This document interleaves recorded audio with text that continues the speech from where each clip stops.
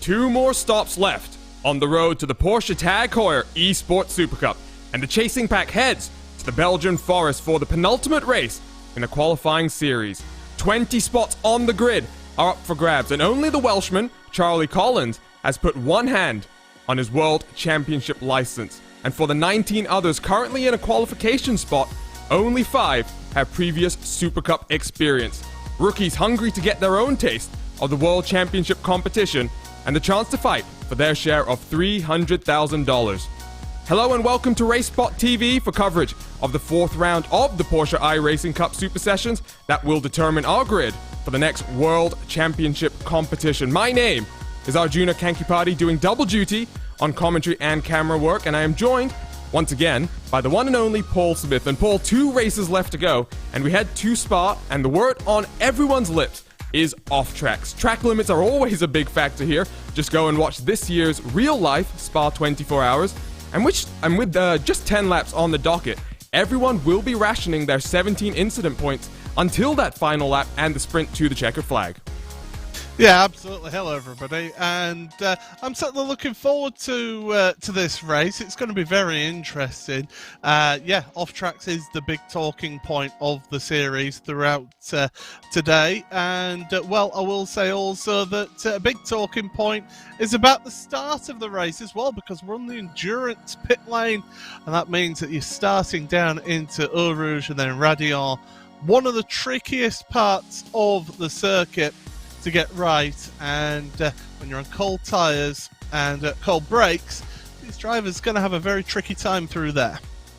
So once again, then let's take a look at our format for this qualifying series, a 5-week qualification championship on top of the regular 12-week Porsche iRacing Cup. These races open to all iRacing members with a Class C license and above, and the top 30 drivers from each week that register for our Saturday Super Sessions are eligible to compete for championship points. The top 20 drivers after 5 weeks qualify for the Porsche Esports Super Cup, pending eligibility, and we'll take a look at the schedule now, Paul. Just 2 more races to go, and other than Charlie Collins, really no one has locked themselves in right now, and the door is still wide open for a lot of drivers to still make their way into the championship. Someone like Moritz Lohner, for example, we just talked to on the RaceSpot podcast on Wednesday, has talked about using these next 2 races to try and propel himself back into the World Championship fold. Yeah, we could potentially see Moritz back, and that would be great to see him back. But yeah, Charlie Collins is pretty much locked in and secured. But yeah, as you say, plenty still up for offer here throughout this qualification process. And you look at some of the names that are in and around that dropout zone, they've got the pressure on them, that's for sure. But these 2 tracks, classic circuits from the Formula 1 calendar, and well, not just Formula 1 but endurance in terms of Spa-Francorchamps especially, and they've got the work cut out here. It's going to be tough. There's going to be plenty of slipstreaming here and at Interlagos as well. But look at that, Charlie Collins. He could put his feet up and have 2 weeks off. Yeah, and the rumors already circulating about the Welshman. Rumors that he's already signed a contract for next year's Super Cup with a certain team based in Germany, representing the purple and orange colors. We'll see what happens to Charlie Collins, but there you can see the rest of the competitors as well. And one name to keep an eye out on, Paul, is Diogo C. Pinto.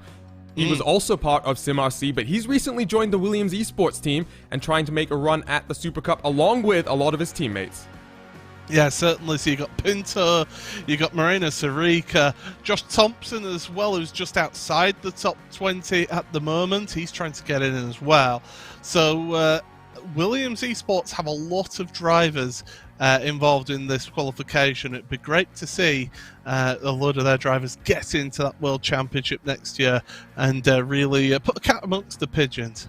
And like I was mentioning, only 5 of these 20 drivers in qualification spots right now have prior Super Cup experience, so looking like we might get some rookies into the series. Let's focus on some of the drivers then. Moreno Sarica in the top 3 in the points, currently sits second for Williams Esports, and last year's Sprint Challenge champion, Paul, doing what we expected from that support series and bringing that momentum forward into the main World Championships now. Yeah, certainly is. He showed how that Porsche Esports Sprint Challenge can act as a springboard then to push you through into the World Championship Series. But it's not just that he's been a top contender in as well. So definitely he's a quick driver, the Italian. He's got plenty of talent underneath his hands and his feet, and it's how he uses it in races. He's usually quite methodical. Josh Thompson, now this is a lad he's a very quick driver. He used to be a bit wild, but he's calmed himself down a lot and he's really matured as a driver. I'm a big fan of Josh. He's a nice lad as well. But as you can see, Neo 24-hour series, position 1 in GT3, Petit Le Mans position 3, SCO 1000 of Interlagos P1. He's got plenty of winning pedigree behind him. This year's World GT Championship teams champion as well. And if not for some technical and hardware related issues, Thompson might have been fighting for that driver's title as well. Let's talk about part of the Spanish contingent that's making their way into the Super Cup and really trying to challenge to put many more of these Spanish drivers on the map. Danny Elgarbe, who currently sits in 16th place. And Paul, we were just watching the final race before the Super Session, and Danny won that race, secures his spot in this Super Session race. Not maybe the most star-studded in terms of resume, but definitely a strong driver, and Elgarbe continues to go from strength to strength on the iRacing service. Yeah, he's somebody who has got great talent, and it's great to see that that talent pool coming through from Spain and Portugal as well. Let's not forget them in all this. But yeah, it's mainly the Spanish contingent that's really pushing to get those places. But yeah, definitely. There's plenty of talent out there on that grid that deserve a spot in the World Championship. It's just getting yourself qualified into it that's the tricky part.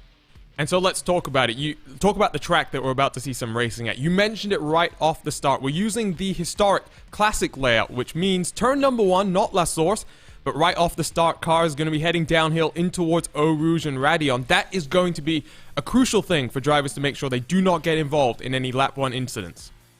Yeah, so the track, it really funnels the drivers down into one line through there. So we're seeing this this footage here of the Porsche of the Williams Esports driver Josh Thompson. But yeah, you can see those points, keys to victory as well as you come up through there. The middle and the exit of Radion is a key part where you can get off-track penalties. If you cut across the inside of Radion too much, you get yourself a slowdown penalty as well, and on lap 1 that is brutal. Through this section in Le Combe and Malmedy, again, you could get an off-track on the exit there, so don't run out too wide. And then Bruxelles, good. It's not really an overtaken opportunity through the right-hander, but you've got to be smart. You've got to be smart around here.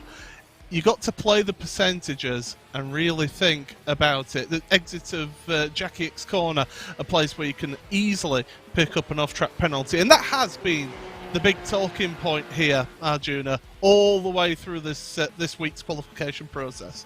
Yeah, I remember being part of a 24-hour race here a few years ago where a single driver managed to accumulate upwards of 1,600 incident points. So it's easy to rack up, and in just 10 laps here, drivers do have to contend with the 17 incident limit cap, but Thompson goes through the bus stop chicane. Would usually be the end of a long flying lap here, but instead just the start as he works his way down in towards the last corner, which will be La Source, and start the run down in towards Eau Rouge and Radion. Off the start, Paul, we're looking at cars heading down in through Eau Rouge and up the top of Radion. Full throttle, maybe 2-3 wide, but in the race, a little bit of a brake is needed, and car control, the name of the game. You can see Thompson really ringing that car out all the way to the track limits and down the Camel Straight, just trying to build up the momentum into the Le Combe chicane.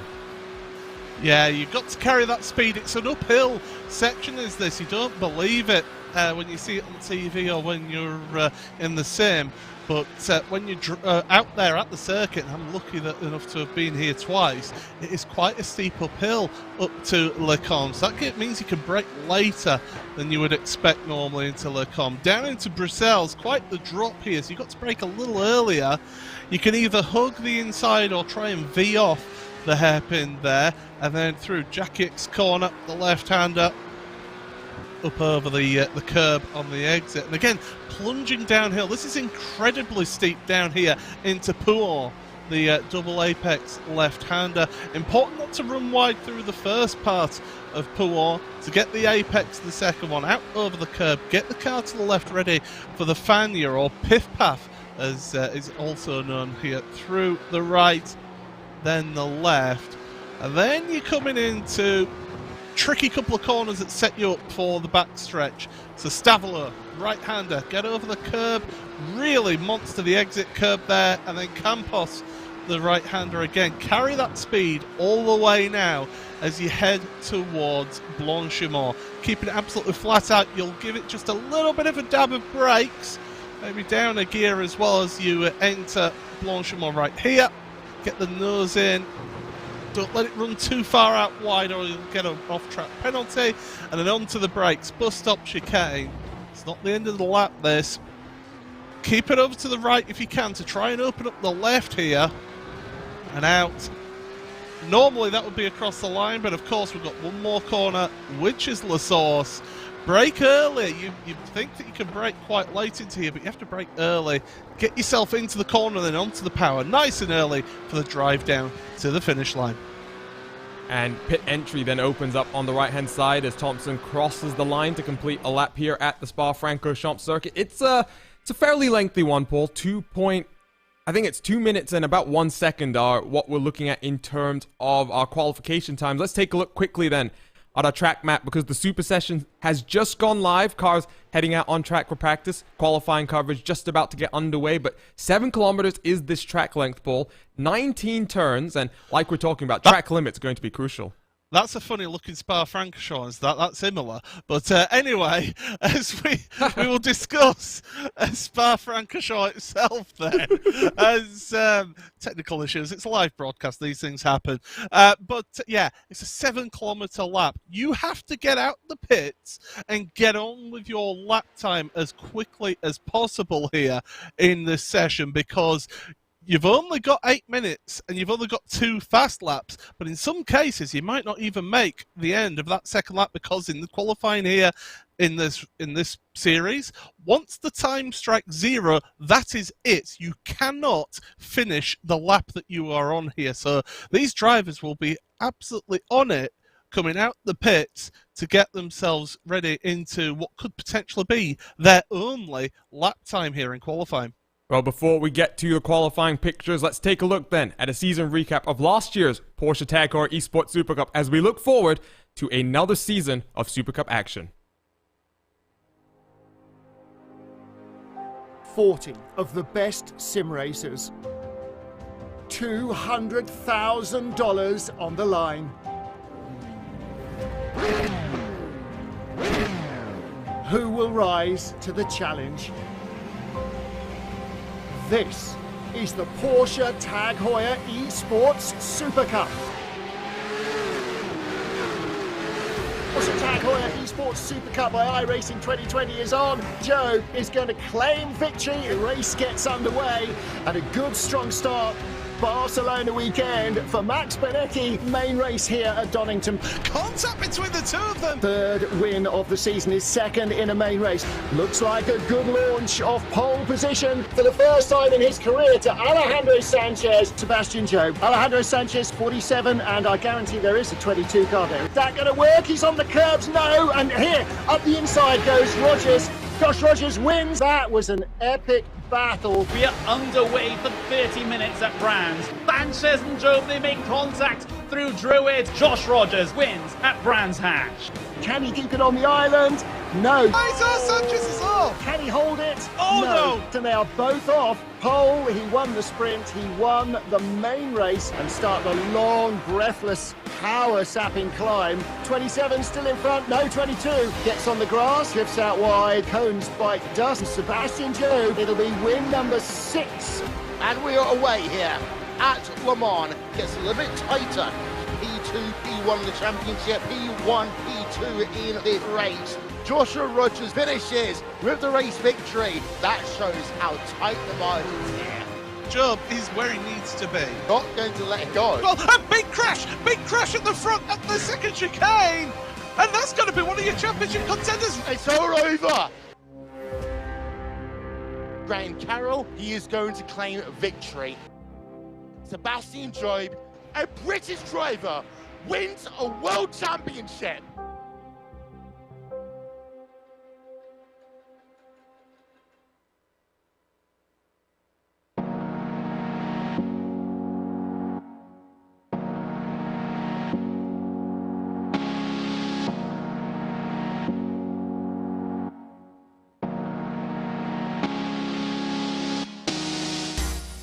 Qualifying underway then for the 4th round of the Porsche iRacing Cup Super Sessions as we look to determine next year's World Championship grid. Thank you for joining us live on RaceSpotTV.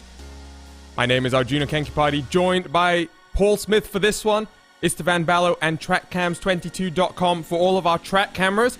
Our car cameras provided by our very own Tyler Maxson. Let's take a look at the track conditions then, Paul. It's a very cool, well, afternoon in Spa-Francorchamps, and take a look at that track temperature, 19 degrees Celsius. That is going to be very, very cool and mean that heating up the tires and those first few laps are going to be so crucial for all of our competitors.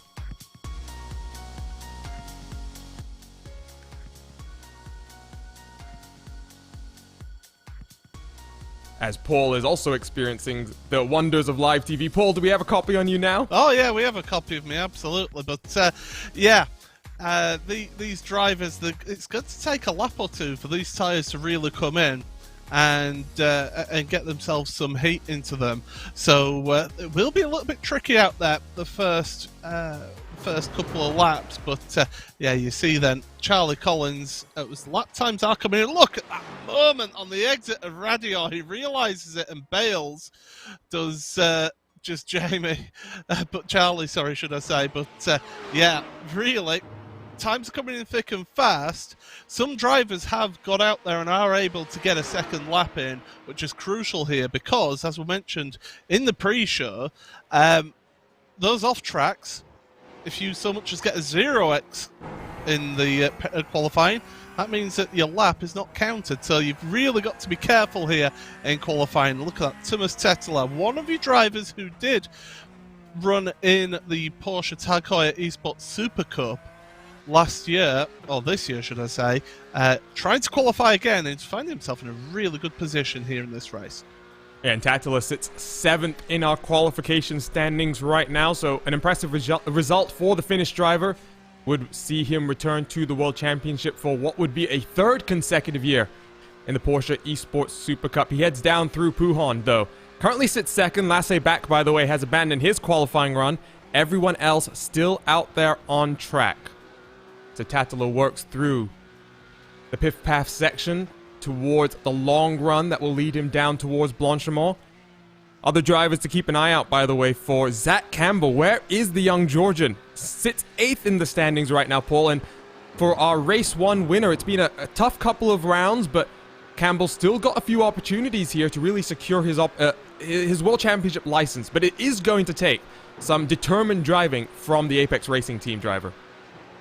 I mean, to be fair, he just needs to have a really good time in qualifying and to just get himself some really good points. He needs to just get 2 weeks of some really good points. He had his bad race last week, classified as 30th in the end, but we'll see how it goes this week. Drivers coming to end their lap times here, by the way, so there's a few drivers yet to set a lap time as well in all of this. So we'll see how things go. Brian Lockwood to the top of your standings. Times are coming in thick and fast now. And look at Campbell also going second. What's it going to be on this second lap for Tattler? Tattler goes to the top of the timing sheet to 2:18.655 for the Finnish driver. That is a very rapid lap as we now wait for the rest of the times to come in. More drivers have just set their first lap time. There you see Phil Denez, who has just finished what is looking like his one and only qualifying run here. Other drivers still out there on track. Charlie Collins, one of them. Marty Piatella just wrapping up his qualifying run. So as it stands right now, 15 seconds left, Paul. Collins about to wrap up his second lap as well. Well, remember, we saw him have that moment at the top of Radion. He seemed to back out of it, but he's carried on. So no, he's abandoned it here. So 0.8 of a second cover the entire grid here. Margins super tight as always, and race about to get underway then from Spa-Francorchamps. Let's take a look at today's starting grid. Thomas Tattler then for Kova Esports with a 2:18.655, going to secure pole position, with Brian Lockwood starting next to him in second. Zach Campbell for the Apex Racing team starts in third, with Ian Chan Guven in fourth position. Row number 3, Diogo C. Pinto and Salva Talons. Row number 4, Alexander Theba and Thibaut Casabon. Yeah, as we carry on down, Carlos Fenoloso, Moreno Sarica, 9th and 10th, Daniel Lafuente 11th, again another of those Williams Esports drivers. Pachelis Georges, great to see him out there in 12th place. 13th for Lasse, back ahead of Daniel Elgabe, with Matis Sipila and Mikael Gard rounding out your top 16. Charlie Collins starts all the way back in 17th. What can the Welshman do? Ricardo Rico next to him in 18th, with Marty Piatella and Oriol Bohe on the edge of the top 20. Phil Denez then starts in 21st, 0.4 of a second behind Tattler, with Alexander Walters in 22nd. Josh Thompson starts in 23rd, with Peter Berryman in 24th. 25th then for Nicholas Varon ahead of Oscar Bixrud, with Martin Reichstein and Pekka Toivonen in 28th. Final 2 places is Andre Martins and Gunusa Tastellan, rounding out your top 30, your entire 30, should I say, not just top 30. Well, it is a slightly unique situation to see those cars lining up then next to the endurance pit lane.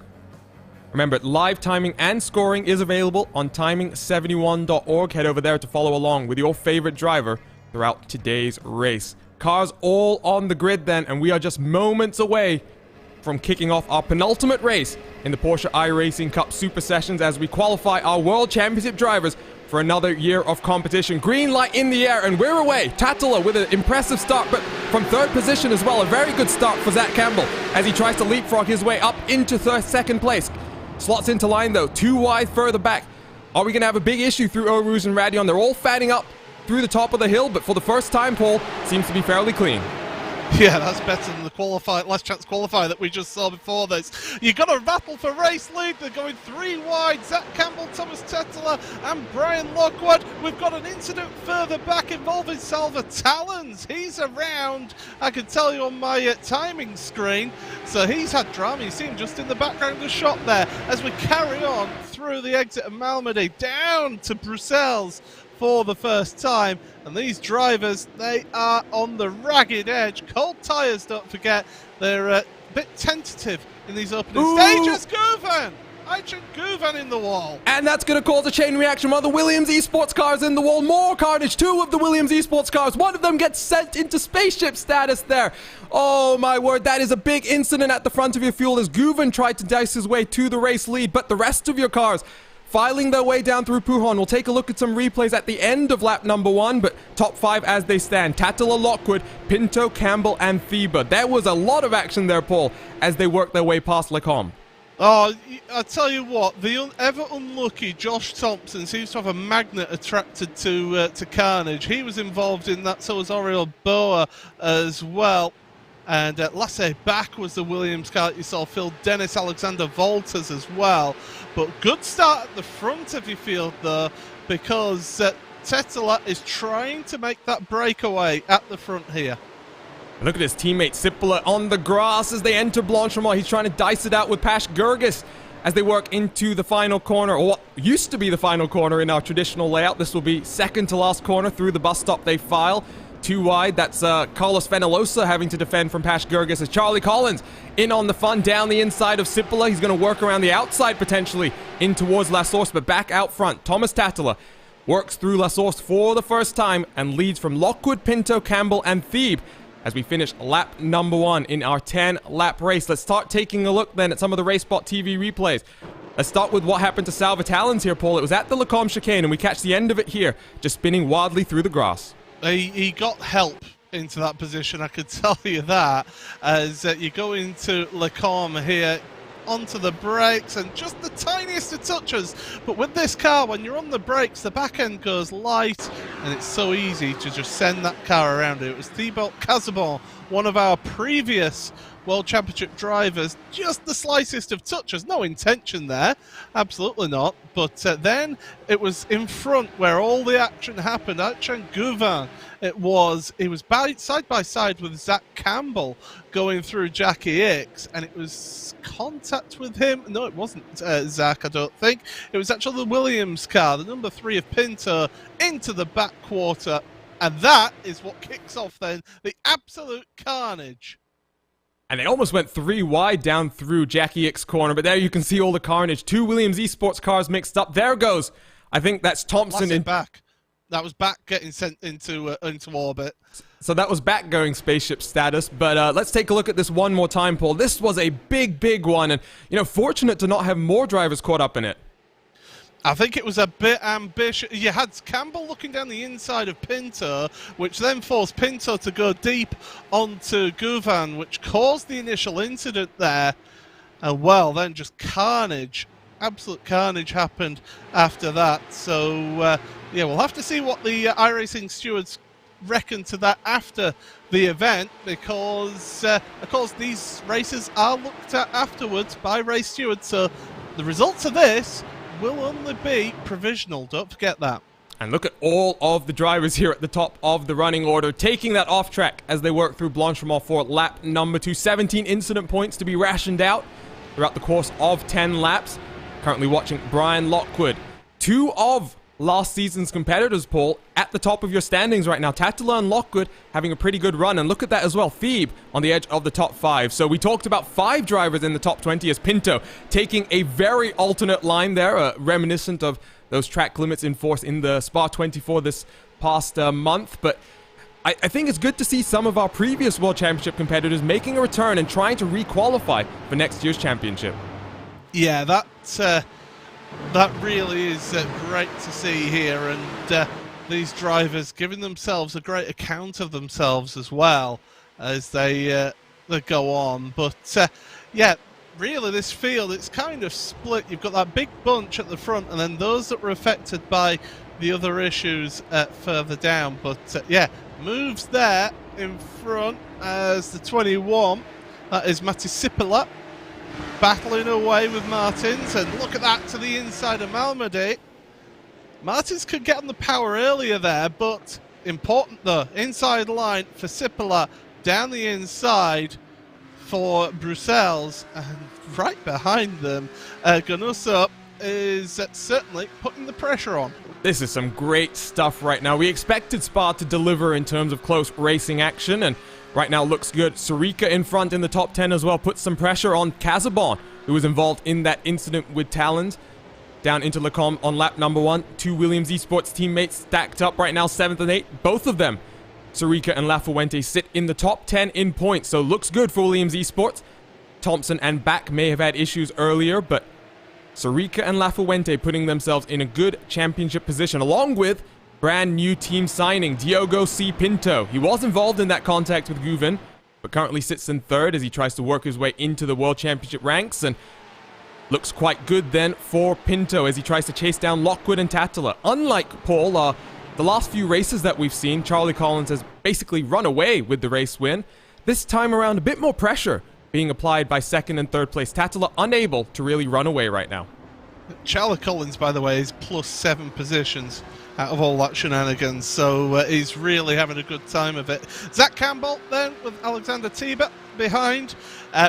He's coming under pressure actually from Thiebert Casabon into La Source. Of course, with it being this layout, we could potentially see some last lap dives into La Source at the end of the race, so keep an eye out on that if they are still bunched up like this. But here we are into Eau Rouge then. Radion, the tyres are now up to temperature, so they can really push those cars now through there, and look at the speed that we're able to carry here in the slipstream. And Thiebert having to go a little bit defensive, but deciding against it now. Casabon just happy to sit behind. And there was a whole gaggle of cars. That's right at the front. Miguel God and Danny Elgerbay doing battle side by side. They were fighting it out behind them as well. Pekka Toivonen has just had to slot into line right behind Tasdelen in the number 17. More action behind us. Oriol Bohe and Salva Talens tried to have some fun as well. Lots of action then further back in the pack. But all the while, Campbell continues to lose ground here. Paul, he sits in fourth, but now 1 second behind Pinto. Campbell needs the result here. And I wonder if you're that 18-year-old driver from Georgia, you might just take it a bit easy now. And if Thieb tries a move, you might just give up the position and try and make sure that you capture those championship points that you really need to qualify here. Well, that's why I said when we discussed Zach's opportunities here, he's 9th place. You know, he's 20 points clear of the drop zone. So at the moment, that's coming into this week. At the moment, he's in a really, really good spot. He just needs to sit there, look after his car, look after his instant points, look after his tyres as well. And by the end of this race, if he keeps in this top 5 or even the top 10, he's getting himself some really good points. So think the long game here. We've got 2 more rounds. He can almost secure his position by just keeping this top 5 position. Look at the run from Charlie Collins, though. Through the field works the Welshman, and now up into 9th place. Goes a little bit deep into the bus stop as he passes Carlos Fenellosa, but now just 4 seconds behind Tattler out front. Charlie Collins is really on a drive, Paul, and like I was saying, there are rumors that the Welshman has already signed a contract with a certain VRS Coanda team, but it'll be interesting to see how Collins does in the World Championship fold, because like I was saying, some really impressive runs here in qualifying, but you know, once you get up into the pressure situations of World Championships, sometimes drivers start to struggle.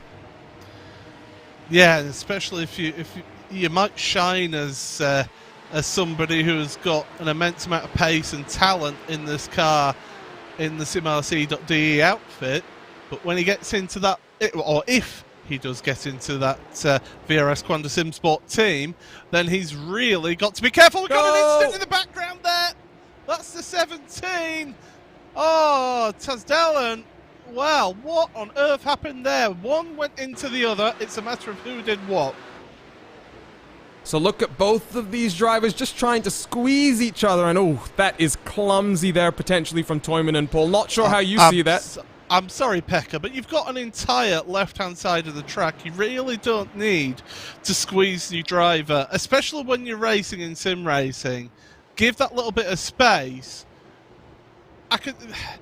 It is so easily done as that if you do try and squeeze each other. And I'm sorry, really, Pekka, you've got more of the space there. Give that space there in that one. Well, that is unfortunate then for Tasdelen, the number 17 car. A few of his fans in our YouTube chat, unfortunately, not going to be too impressed with that driving, but almost halfway done with 10 laps here at the Spa-Francorchamps circuit. About to finish lap number 5. Top 5 still Tattler, Lockwood, Pinto, Campbell, and Alexander Thieb. Casabon, Sorica, Lafuente, Collins, and Fenellosa, the rest of the top 10. Some names who you might recognize further down the order, though. You got the likes of Pete Berryman in 16th place, putting pressure on Danny Elgerbay in 15th right now. Elgerbay sits in 16th place. Another one who needs some good results. You can see the damage to the front of that MSI Esports number 22. Berryman, though, works his way from the back of the field in the number 6, and last year's qualifying series winner has not had such an easy run this time around, Paul. This new format with the Super Sessions has not been kind to Peter Berryman. Yeah, he's only got 12 points, currently 29th coming into this week's races. So Pete has to get some really good positions in this race to get himself a good score to take into that final race of this Super Session qualification process. Of course, you're not guaranteed to qualify if you do make it into the top 20. You are subject to eligibility criteria, as we've mentioned before. But yeah, Pete's got it all on here. He's really got to try and progress forward. Yeah, watch these alternate lines that some of these drivers are taking. On board with the number 12 and Andre Martins as he tries to cut the top of Radion, pushes all the way out onto what would be the endurance pit exit. And that is something that we were talking about, Paul, right off the top. Track limit, so vital. And Martin's showing that it's just trying to get as much time and trying to just maximize the momentum here. I think he slightly got the back end out there, though, to be fair to him. I think the back end wasn't quite cooperating with him. I actually did some practice around here this week, amazing as it sounds. Only 4 seconds off of Salva Talens' times in that practice session. But it was so interesting how the back end of the car really doesn't want to cooperate up over the top of the hill, and it so easily has just the back end slide a little bit, and you have to just open up the steering to allow the car just to be able to run out wide. And yes, you get a 1x, but it's that or end up in a wall. So I think that's what Martins was thinking there in that situation. Well, only 4 seconds off, Paul. We must say, you were on baseline setup, so that's a little bit more impressive. A lot of these guys, we talked to Sebastian Job on the the RaceSpot podcast a while back. He was talking about all the crazy things that they do trying to make the setups work, but we ride on board with Charlie Collins then, looking to the inside of Daniel Lafuente. Collins continues his charge back through the field, side by side through the bus stop. Lafuente fights this one back. Collins doesn't have an easy ride of it. He's going to have to go again down into La Source.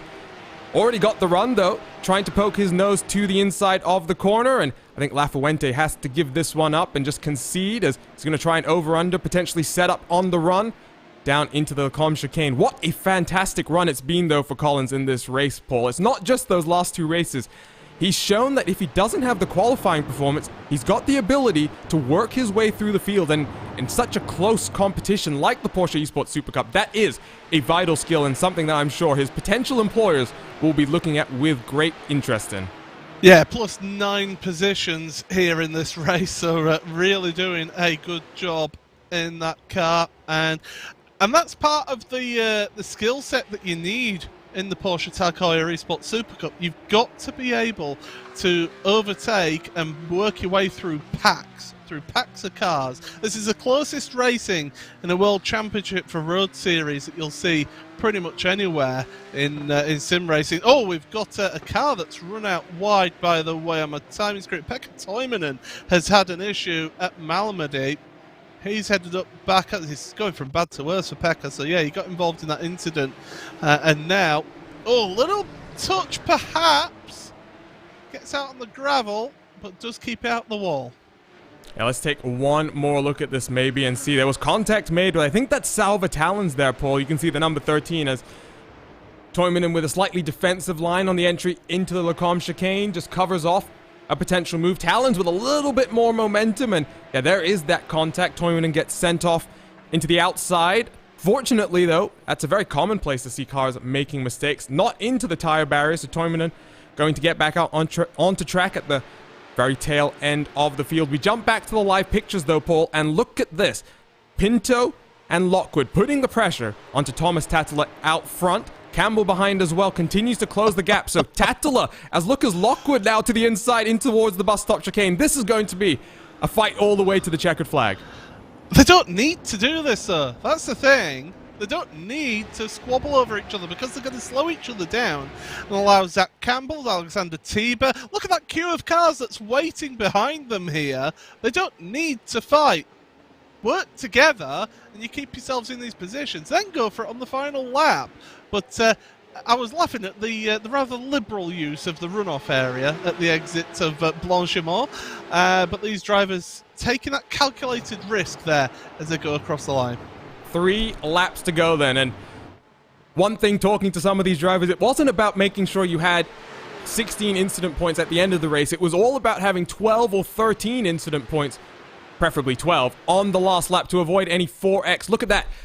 Thebe and Casabon in the background going side by side as Lockwood tries to get around as well. Lots of fighting at the front of your field, and this is all for points-paying positions. Thebe and Casabon touch side by side as they work out through Malmedy corner. Thebe has got the run, but now also Moreno Sorica tries to get in on all of the fun. Casabon around the outside is going to sweep into 5th position. Thebe starting to struggle as Collins is looking to get 2 in 1 potentially here. The Welshman already up to 8th place.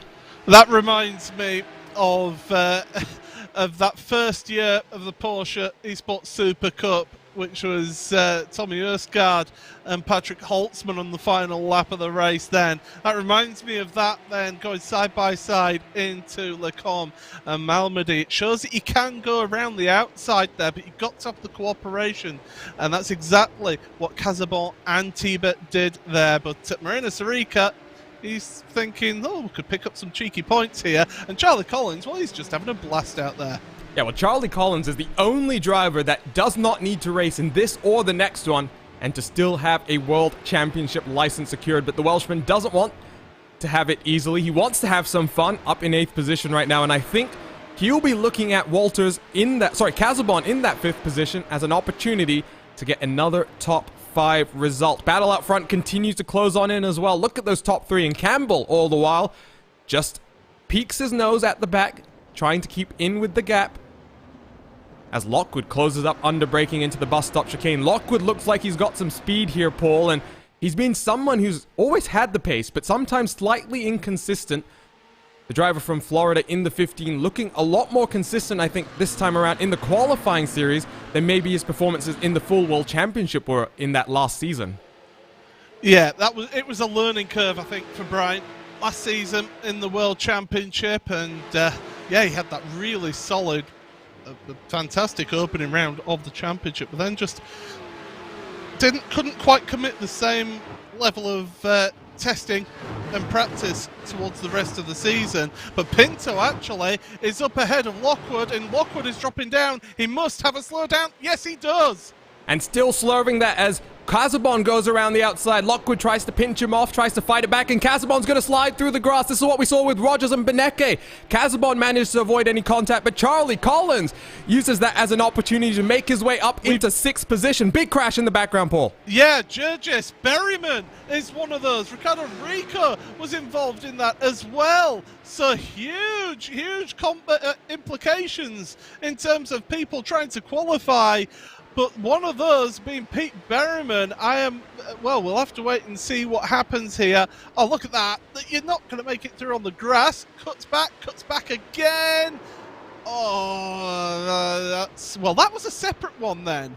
So what happened to Pete Berryman? Let's take a look on the RaceSpot replay there. You'll see Pash Gergis, I think that is, trying to work his way past Ricardo Rico. Here comes the second incident, Berryman and God. Ooh, and Gergis just loses it as he tries to make his way through Lecombs, and Berryman has nowhere to go, and Berryman gets collected there. So another disastrous result then for Peter Berryman. As you can see, there comes the number 20 in Pekka Toivonen. Berryman would sustain significant damage to his car there, Paul, and I think unfortunately that's going to be his hopes done and dusted. Yeah, he was over 20 points behind coming into this week. He would need a win next week and others not scoring for him to be able to qualify now. It really is going to be a tall order for him, but you never give up in this. You never give up in the Pro Series. We've seen stranger things happen here in this one, but we're getting towards the tail end of this race, and the race lead battle between Tetler and Pinto. If Lockwood was being reserved about things, well, Pinto, I think he will pull out moves. Yeah, Pinto wants a win here, but look at this train of cars behind Lockwood as well. Lockwood now in 4th position as we start the final lap in this penultimate round of the Porsche iRacing Cup Super Sessions that will determine our grid for World Championship competitions. Up the hill they go, but let's take a look at the battle for the race lead. Pinto does the over-under, forces Tattler to the outside, but Tattler's going to squeeze. They're going to bang doors as they work down into the Lecombe chicane. Pinto is ahead, but Tattler's going to fight this one back as they dive their way in towards Malmedy. Campbell behind closes the gap very slightly, but Pinto to the race lead, and he's going to try and run away now, Paul. Yeah, Williams Esports will be delighted with that, but this race is not over yet. Yes, you've got the very technical second sector of the lap. Let's look at this battle for 4th, 5th, 6th, 7th, 8th, 9th, 10th all together here. But, well, Pinto, he's got to hang on to this, but he's going to give the slipstream to Tattler. Now, the question is, do you make the move into the bus stop chicane, get the worst run out the bus stop chicane, but then try and get the run out of La Source, or do you wait until La Source, make that last gasp effort, and try and just block your way all the way down to the finish line? It's very tactical, and it'll be interesting to see how this one ends. And another slight pickle that some of these drivers might have to deal with as we see Tattler running wide, trying to just maximize the momentum here. Using those off-tracks, Paul, you can get an off-track on the exit of the La Source hairpin. Are some of these drivers going to risk it? Pinto slightly slow coming out of Stavolo, though. This is going to give Tattler an opportunity to potentially poke his nose down into the bus stop chicane. Alternate lines being taken there. All of these drivers have saved up and rationed their incident points to be able to carry the momentum. Not close enough for Tattler into the bus stop, though. Pinto slightly deep under braking. This is opening the door for Tattler. One more corner to go. More alternate track limits being taken then as we work down into La Source for the final time in this 10-lap race. Pinto leads from Tattler. One more corner to go. Tattler takes a look, but not close enough. It is going to be then Diogo C. Pinto, brand new recruit to the Williams Esports team. He's going to take home his first win in these Super Session races and punch his ticket to the Porsche Tag Heuer Esports Super Cup. Fantastic win then for Diogo C. Pinto. And a fantastic race there, Paul, that we got to witness. Yeah, great stuff. Charlie Collins, by the way, has dropped down the order. He's down to 13th, so something's happened at the end there. In fact, he's carried on dropping down. Ends up in 14th there, so something's happened at the end.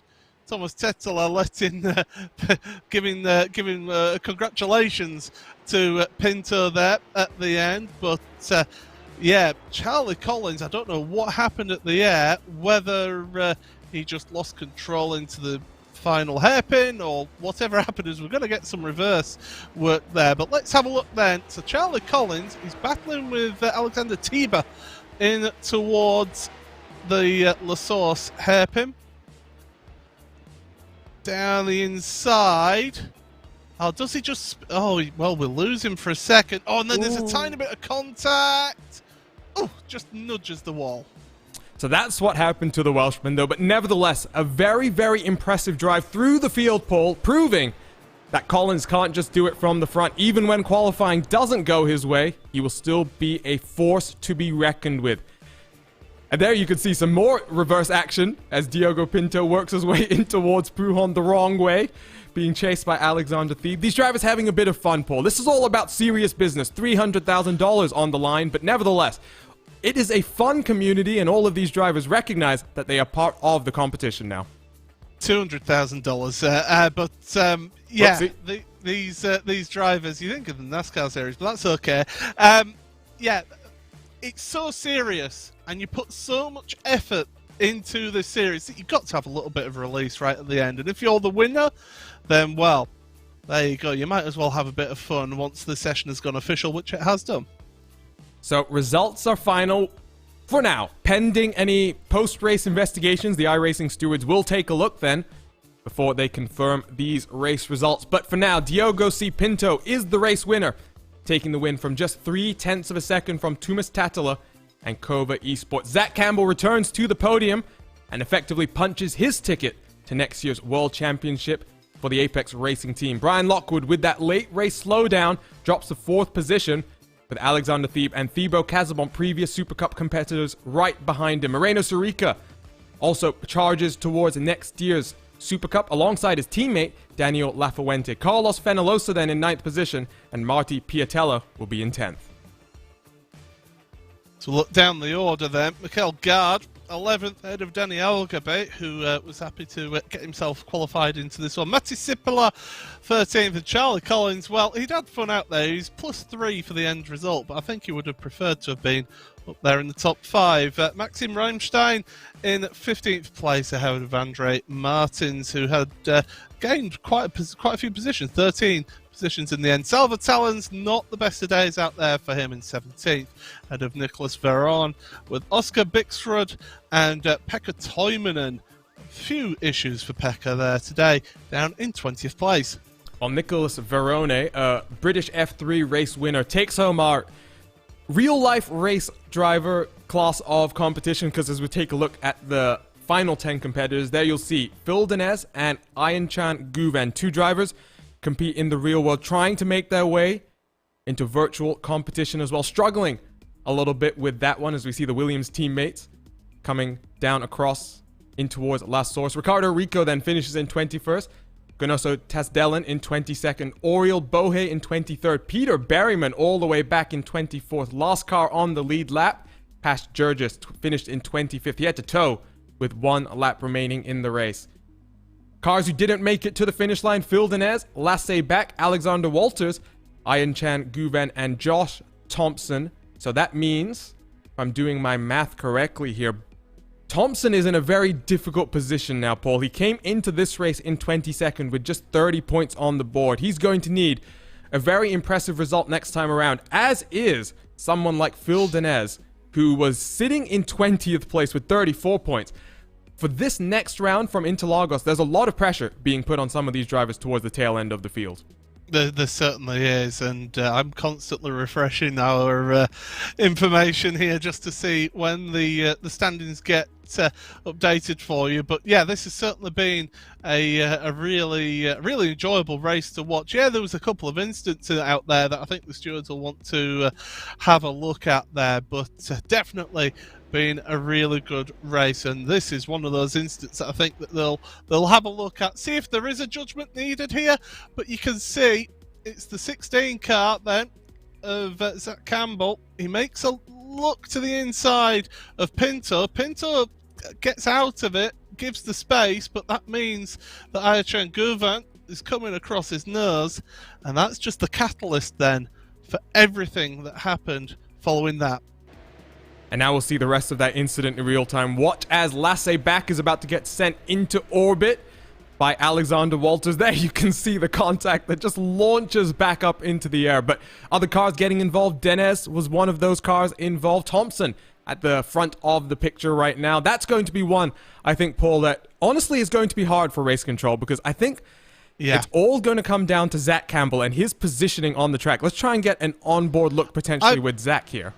I don't think that Zach has done anything wrong. He's entitled to look for position. That's what I feel here. He's just been sort of forced out a little bit through Bruxelles. It's a bit ambitious to make a move to the inside here, but the space is there. He's quite close into Pinto. Oh, now is there just the slightest of touches? It's hard to say there. We've got to remember as well, we're on lap 1 with cold tyres. These are difficult cars to control at the best of times, but when they've got cold tyres here on lap 1, when they're all bunched together, it takes supreme skill. Well, one thing I'm just wondering is here you'll see Pinto very aggressively closing the door, and Campbell actually has to check up slightly because I think Pinto... Ooh, that is going to be a tough one. It's so easy for us to sit here, Paul, with the slow motion replays and to try and say what race control is going to do, but ultimately, we're not in the steward's box, and I'm very glad that we're not there today. Well, yeah, certainly. Well, I mean, we have got an interview lined up with one of the protagonists in that one, so I think, why don't we get on with it then, Arjuna?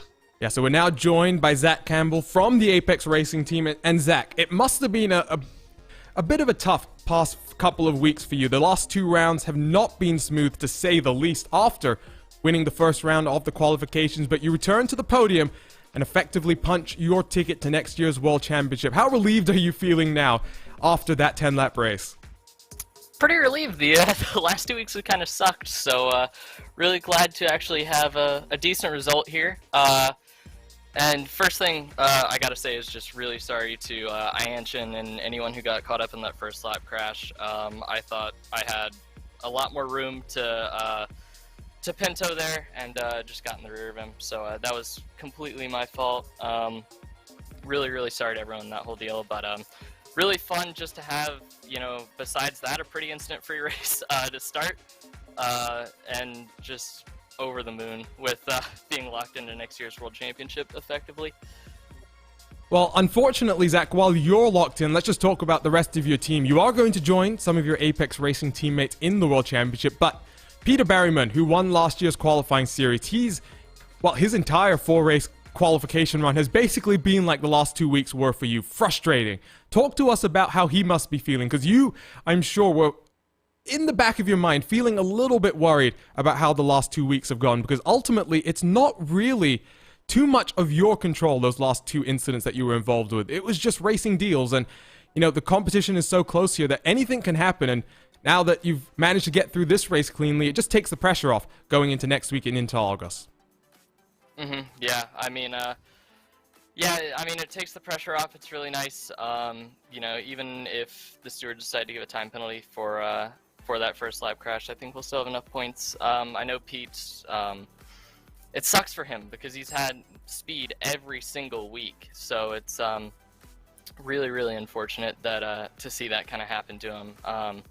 Really sucks for him, and you hate to see it, but yeah, I mean, the last 2 weeks after that, I was really kind of stressing a little bit, because you think after one race you're locked in and it's all going to be smooth sailing, and then when it's not and you see that cut line getting closer and closer, it's not great. So happy to actually be pretty much locked in now, and hopefully we can go to Interlagos and perform kind of like we did today.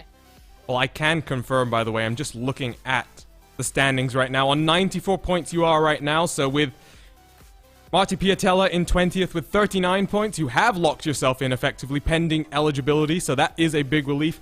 Let's talk a little bit about something different, though, Zach, because it's not just a Porsche qualifying weekend. You've got the Open Wheels 500-mile race tomorrow, something that I know you were looking forward to competing in. However, your responsibilities in World Championship competitions have precluded you from qualifying for that one. However, your teammate Michele Constantini going to lead the field to the green flag and going to try and go back-to-back as only Brandon Treno has done in official Indy 500 competition. You'll be watching tomorrow, I'm sure. Talk to us about that race and how excited you are to be part of that as well. Yeah, what a frickin' legend Michele is for going out there and doing that. Really happy for him. I know Pro-Q didn't really work out for him either, so really glad to see him out there. I know I was initially on the entry list, but obviously kind of this took priority, sadly. But I'll be on the box for someone. I don't know if it'll be Christopher Demerit or anybody, but really excited to watch that race especially, and really glad to see Treno drive the pace car. How awesome's that? That's awesome, and I'm hoping we'll get to talk to him as he paces the field, get his thoughts about the 500 miles of racing. But Zach, before we let you go then, anyone you want to thank from the team for today's podium finish? Really want to thank Kevin Ellis Jr., Peter Berryman, Michele, Johan, everyone who helped me. Johan for kind of keeping me cool during that race, updating me on where my boy Ricardo Rico was. Just everybody here, SDK Gaming, Simputers, PC Systems, everybody. It's just really everyone at Apex. Alex Simpson for not firing me yet. It's been the big thing, and hopefully we can go into 2021 PESC and really get after it. Well, congratulations, Zach, there, and we'll see you hopefully in 1 week's time then from Interlagos. Yeah, I'll see y'all then.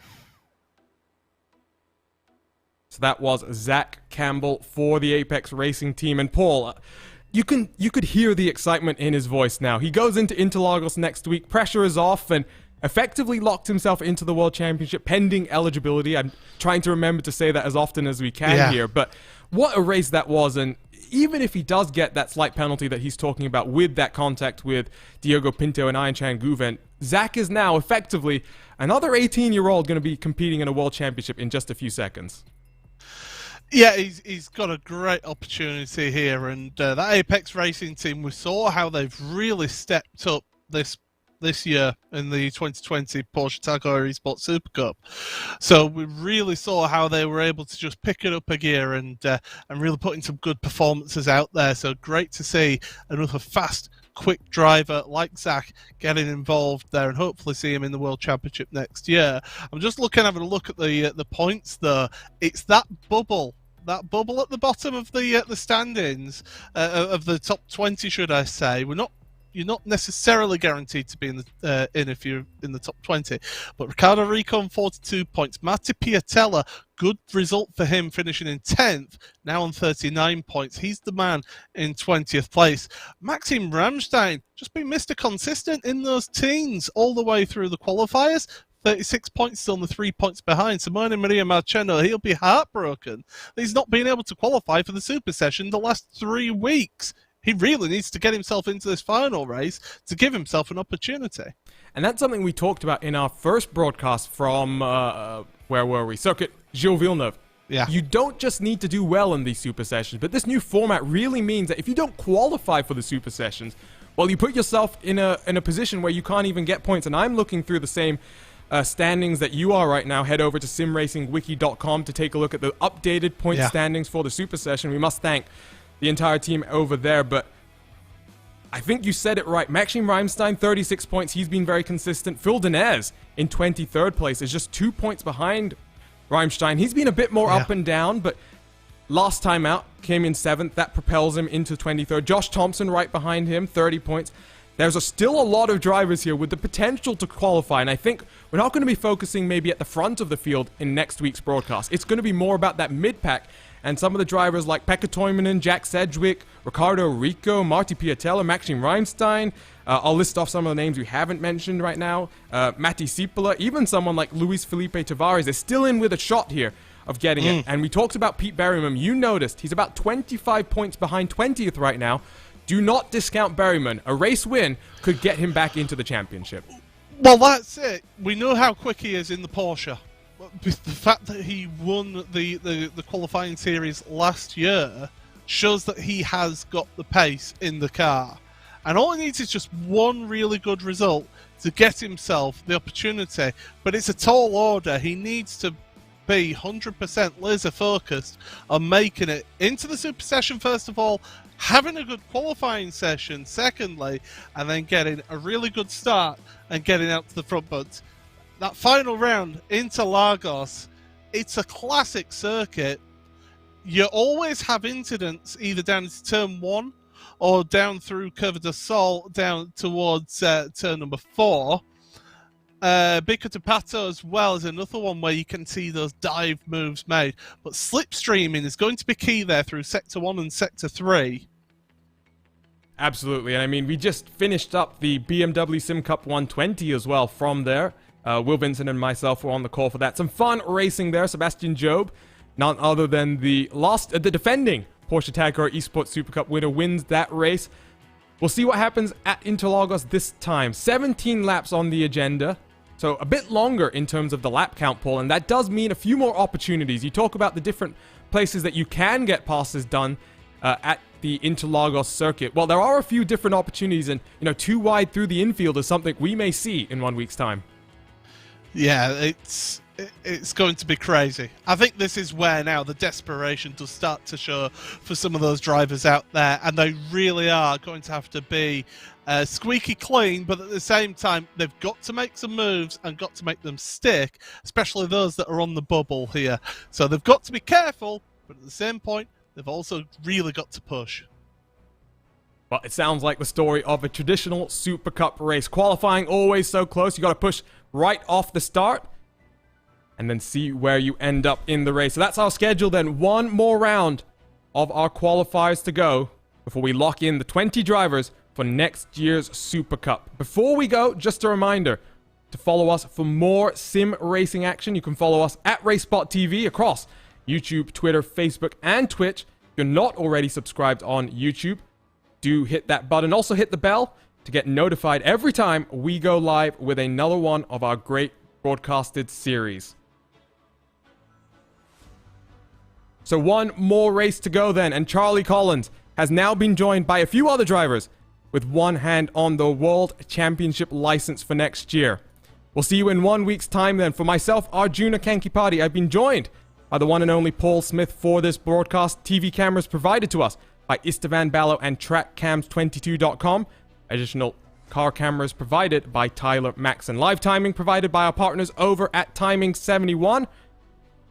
That's going to be it then for this round of the Super Sessions. We'll see you in 1 week's time for one more race before we determine our World Championship grid. Enjoy the rest of your weekend and more racing action live on RaceSpotTV.